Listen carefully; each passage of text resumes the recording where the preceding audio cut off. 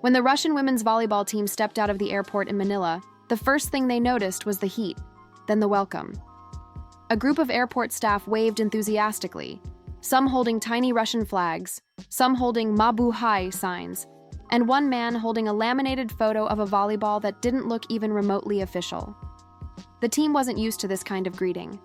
In Moscow, the only place where strangers waved at athletes was the snow-covered bus stop near their training center, where old ladies waved them away from puddles of melted ice. But this was the Philippines, a country they only knew from warm beaches, jeepneys, and a viral TikTok clip of a street food vendor doing a jump serve with a fishball skewer. The team captain, Victoria Vika Ivanova, stepped forward with her rolling bag.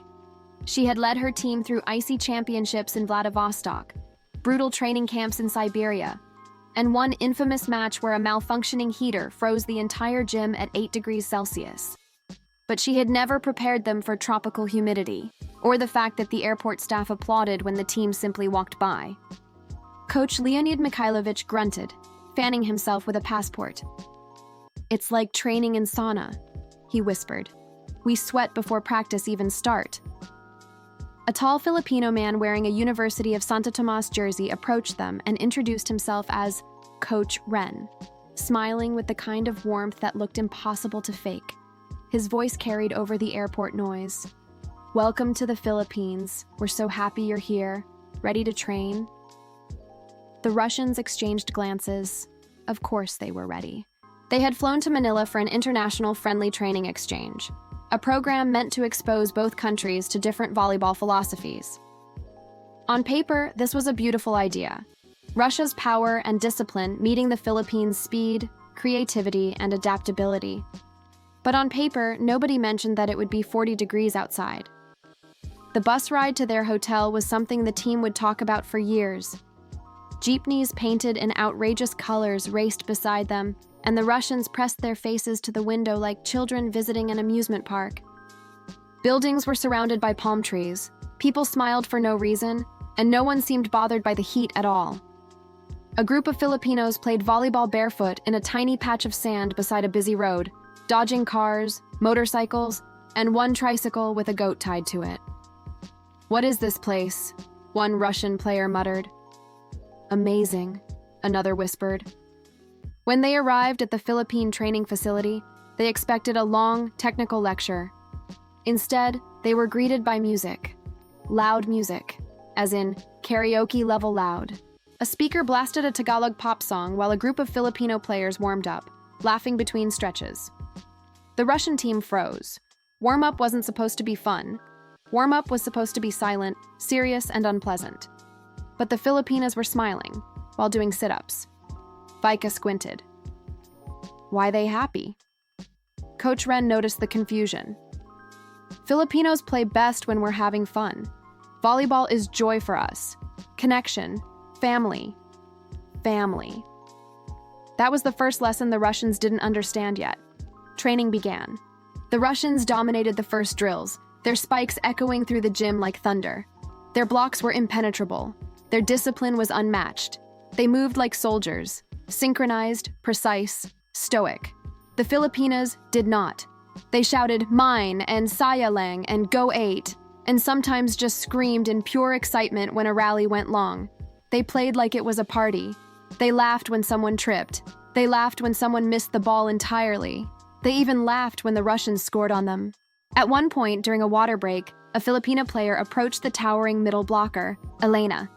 This Filipina was barely 5'4", tiny compared to the 6'4" Russian giant. "You're so tall," she said cheerfully. Elena blinked. "You are so small." The Filipina laughed. "Yes, 8 always tells me that, but being small is advantage. Faster, harder to block, harder to catch at maul when sail." Elena wasn't sure if this was metaphoric or literal. She nodded politely anyway. The drill shifted to speed and agility. This time, the Russians struggled. The Filipinas moved like they had springs for bones, chasing impossible balls, diving without hesitation, and recovering instantly. Their reflexes were unreal, sharpened by years of playing in cramped barangays, crowded beaches, and community courts where the floor wasn't even level. One Russian outside hitter stumbled after a quick shuffle drill. "Are they human?" she whispered. The Filipinas seemed weightless. The Russians moved like tanks. But it was what happened next that truly shocked the visitors. During a break, the Filipinas sat together and began sharing snacks. Dried mangoes, kwek-kwek, iced tea in plastic cups with straws knotted at the top. One of them waved the Russians over. "Kain tayo, let's eat together." The Russians froze. Eating during training? Eating with other teams? Sharing food? They hesitated until Coach Ren approached. "This is what we want you to learn," he said. "Chemistry is the strongest skill in Filipino volleyball. Stronger than height. Stronger than power. When players feel like family, they play like one mind." Family again. The Russians slowly joined the circle. They passed the food. They tasted flavors they'd never imagined. They watched as the Filipinas teased each other, cheered each other, encouraged each other, even made jokes in between bites. One Russian player whispered to Vika, "In Russia, we eat during training break like prisoners. Quiet, fast, sad." Vika nodded. "Here, looks like birthday party." The ice around them, emotional ice, not the literal snow of Moscow, began to melt. The real shift happened on day 2. The Russians expected a strict practice. Instead, the Filipinas played a game called Queen of the Court, but with a twist. They added penalties. If you lost a point, you had to do something silly. Dance, sing, hop like a frog, speak in Taglish, or try to say hui, like a local grandma yelling from a window. The Russians lost the first few rounds, and thus, for the first time in her entire athletic career, the captain of the Russian national volleyball team attempted to dance a Filipino TikTok move. It was a disaster. The Filipinas cheered anyway. Elena tried to say, "Ay nako," and failed so miserably that even the Russian coach burst out laughing, something that hadn't happened in a decade. Slowly, the Russian team loosened up. They smiled, they laughed, they played better. Because for the first time, they weren't thinking about winning. They were thinking about playing.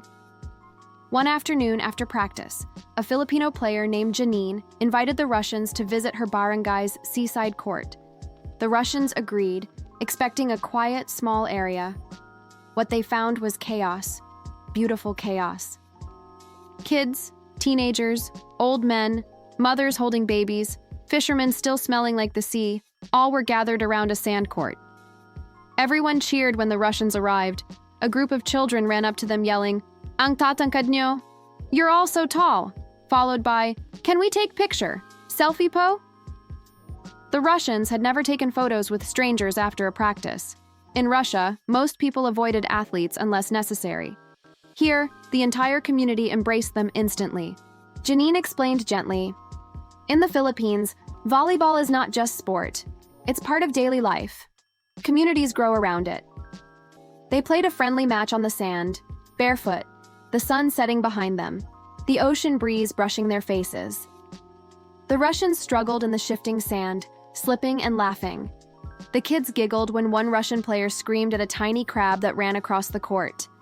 The Filipinas, on the other hand, moved effortlessly, even while laughing. After the match, the barangay volunteers handed out food: adobo, pancit, lumpia, rice that never seemed to run out. The Russians didn't understand how this feast appeared so quickly. It was then Janine said something that would stick with them. "Filipinos enjoy life even when we have little. Volleyball teaches us to play with what we have. We learn to adapt, to make the best of anything.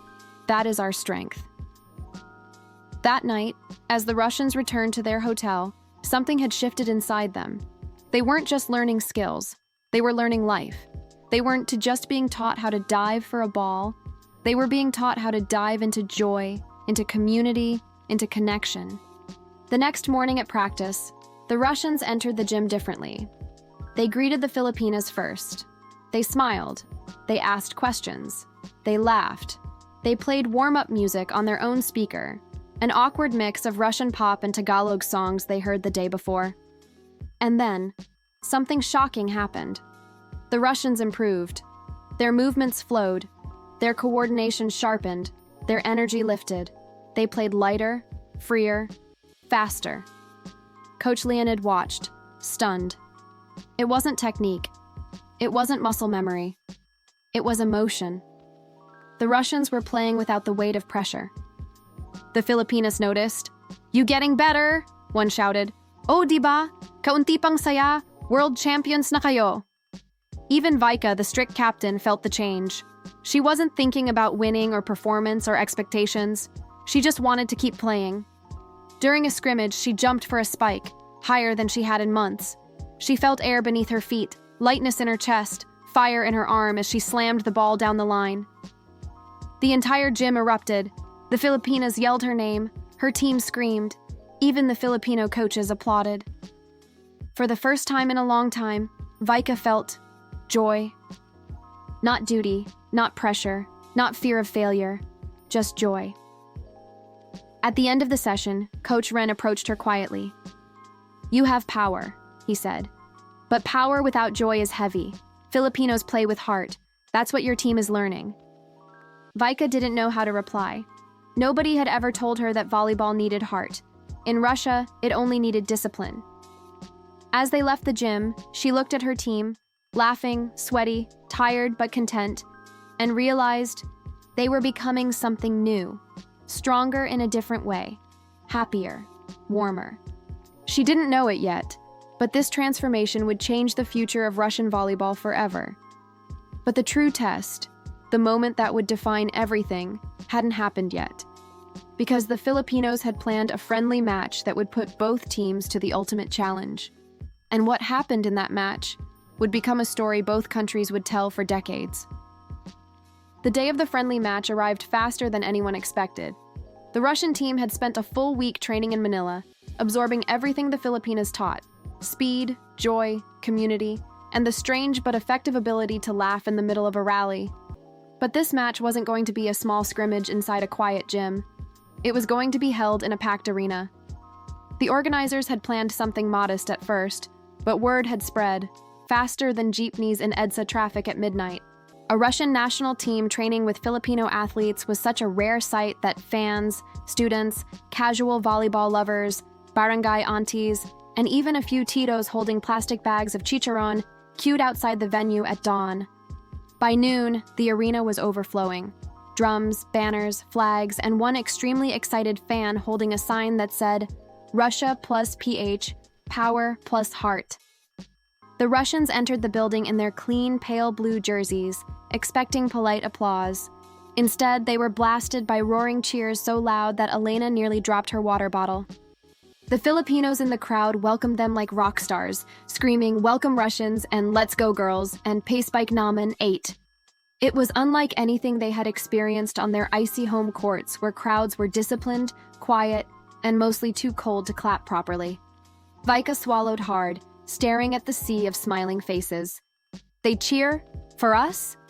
One Filipina player grinned and patted her on the back. "Of course. In the Philippines, everyone is family, even visitors." The Russians didn't know how to process that. Both teams warmed up together. The Filipinas danced during stretching again, this time convincing the Russians to join. The arena exploded into laughter when four tall Russians tried to do a TikTok dance and moved like malfunctioning robots. The Russian coach covered his face, but he was laughing too. When the game was about to start, the Filipinas huddled and invited the Russians, yes, the opposing team, into the same circle. Vika hesitated. She had never huddled with opponents before. This felt like breaking some sacred international sports law. But the Filipinas didn't care about laws. They cared about connection. One Filipina spoke up during the huddle. "Let's play our best today, not to win, but to grow, to inspire, to show joy." The Russians exchanged glances. Joy. Again, that word. The players separated and took their positions on opposite sides of the net. The whistle blew, and the match began. From the first serve, the difference between the two teams was striking. The Russians played with their trademark precision, powerful spikes, towering blocks, disciplined formations. But something had changed since they arrived in Manila. Their movements were looser now, their reactions quicker, their energy brighter. They even smiled after long rallies, something that would shock their old coaches back home. The Filipinas, meanwhile, played like fireworks. They sprinted for every ball, even the ones that seemed impossible. They used creative attacks, tips, quick sets, sneaky drops, and dove across the court with fearless enthusiasm. The crowd roared with every save, every serve, every moment of pure chaos. Then came the rally. The rally the arena would talk about for years. A Russian spike thundered through the air, straight, powerful, unstoppable. But a Filipina libero named May threw herself forward, her body parallel to the ground, somehow keeping the ball alive with a barely there dig. The ball shot up but too far back. Another Filipina chased it, leaping into the team bench to send it back over. The Russians were stunned, so stunned one of them forgot to move. Then the ball came back at them. What followed was 15 exchanges of pure madness. Russians blocking at the net, Filipinas diving everywhere, the ball weaving between bodies like it had a story to tell of its own. The rally went on and on, stretching longer than anything the Russians had ever experienced. Vika found herself smiling mid-rally. Was she smiling? During competition? The rally ended with a sneaky Filipino tip that dropped just over the block. The crowd erupted. The Filipinas screamed in triumph. The Russians, even though they lost the point, burst into applause. Who applauds the other team during a match? Russians didn't. But now they did. The game continued with that same energy. Competitive yet joyful, intense yet friendly. Every spectacular play from either side drew cheers from everyone. It didn't feel like two countries facing off. It felt like one global volleyball family celebrating the sport. But then came the turning point. Midway through the second set, a Russian player twisted her ankle after landing awkwardly. She collapsed, wincing. Russian staff panicked, rushing toward her, but half the Filipina team reached her first, kneeling beside her with concern. "Are you okay? Relax, breathe. Do you need ice, water, buko juice? Wait, don't give buko juice yet. Why not? Hydration is hydration." The Russians blinked. In Russia, if someone got injured, the opposing team stepped aside quietly or stared awkwardly. But here, the Filipinas cared for her like an older sister caring for a younger one. And something beautiful happened. The crowd, thousands of Filipinos, fell silent. Then, slowly, they started chanting the injured player's name. Elena! Elena! Elena! She looked up, eyes watering, not from the pain, but from the shock of it all. She waved, and the entire arena cheered again. When she stood up with help and limped to the bench, the Filipinas applauded. The Russians applauded. The crowd applauded. For a moment, volleyball didn't matter. Winning didn't matter. Only humanity did. When play resumed, the Russians seemed to carry a new kind of fire.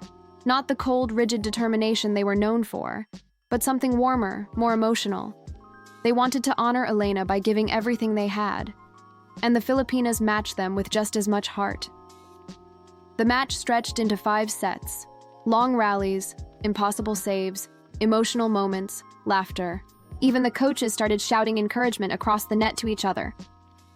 In the final moments of the 5th set, the score tied at 13-13, the Russians served. The Filipinas returned with a blazing quick attack. Vika dove, and saved the ball. The Russians countered with a powerful spike. The Filipinas blocked it. The rally continued, long and breathless, every movement fueled by everything they had learned from each other. Then, the Russians executed a play they had never done before, a Filipino-style attack, a soft, strategic drop shot, not power, but creativity. The ball fell. The arena gasped. Point Russia. The Russians celebrated, but lightly, respectfully. They weren't here to boast. Match point. The Filipinas served. The Russians passed. The setter set the perfect ball. Vika jumped, feeling the air, the freedom, the joy she learned in this country. She spiked, not with anger, but with love for the game. The ball slammed into the floor. Russia won, but nobody cared who won. The Filipinas rushed to the Russians, hugging them, laughing, cheering. The crowd gave both teams a standing ovation. It felt like the victory belonged to everyone in the arena. When the announcer called the post-match handshake, the players didn't walk. They embraced. Some cried, some laughed. One Russian offered dried mangoes to a Filipina, and a Filipina gave a camote cue to a Russian middle blocker, who accepted it like it was gold. A group photo was taken center court. 2 nations, 1 heart. After the match, the teams gathered in the locker room corridor. The Filipinas brought pancit and adobo. The Russians brought chocolates and dried black bread. They exchanged gifts, stories, jokes. And then came the part nobody expected. Coach Ren approached Coach Leonid with a serious expression. "Coach," he said, "we want to give something to your team." Leonid raised a brow. "You already give us many things. Hospitality, lessons, food that makes my stomach, dance." Coach Ren laughed. "This one is different." He signaled to one of the Filipino players, who brought out a simple wooden box. Inside was a volleyball, signed by all Filipino players, coaches, and some staff. Not a trophy, not a medal, just a ball that carried stories and memories. "This is the ball we practiced with the first day you arrived," Coach Ren said. "The one your captain used during that first Filipino-style drill. I want you to take it home, to Russia, so you don't forget what you learned here." Leonid swallowed. His voice cracked. "Thank you." Vika stepped forward, touched the ball, and suddenly felt the entire week flooding back to her. Every laugh, every dive, every warm gesture. She looked at the Filipinas, then at her team. "This ball," she whispered, "changed us." In the days that followed, the Russians toured the Philippines with the Filipinas guiding them. Beaches, markets, jeepneys, halo stands, community volleyball courts. Everywhere they went, they were welcomed like long-lost cousins. But the most emotional moment came on their final day. As they prepared to leave for the airport, a small barangay group approached their bus. They were familiar faces, kids they played with on the sand court, fishermen, moms who cooked for them. They had brought small letters, drawings, and simple gifts: a shell necklace, a small wooden carving, a paper fan decorated with the words, "Balik kayo," come back. One child hugged a Russian player's leg and said, "Ate, we will miss you. You taught us tall people can be kind." The Russians melted. Even the coach pretended he had dust in his eye. As the bus left for the airport, the Filipinas ran beside it, waving like family. The Russians waved back fiercely, pressing their hands to the windows.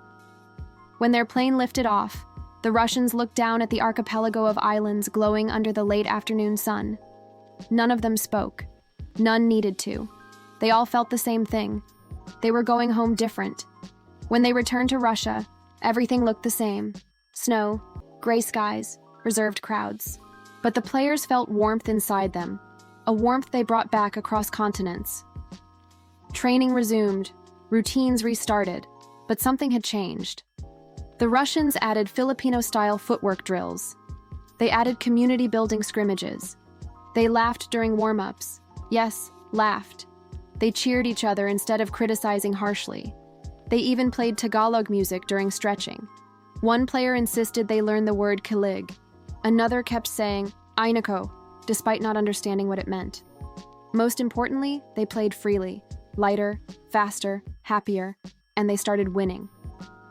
Not because they became stronger physically, but because they became stronger emotionally. Volleyball was no longer just a job. It became joy again. Months later, when reporters asked their captain what caused the sudden transformation, Vika held up the signed Filipino volleyball and said, "We went to the Philippines to teach, but we were the ones who learned. We learned that power wins points, but heart wins games, and the Philippines taught us heart." A journalist asked, "What exactly did you bring home from the Philippines?" Vika smiled. "Family," she said, "and the kind of warmth no winter can freeze." The Russian team eventually returned to the Philippines for another training exchange. This time, they were greeted not as visiting athletes, but as sisters coming home. And in every match they played afterward, no matter the opponent, no matter the country, the Russians would share one quiet reminder among themselves before the first serve. A reminder born not in Moscow, not in cold gyms, not in championship stadiums, but on a warm Philippine court, surrounded by laughter and community. They would whisper, play with joy. And with that, their story Two countries separated by oceans but united by a ball would continue forever.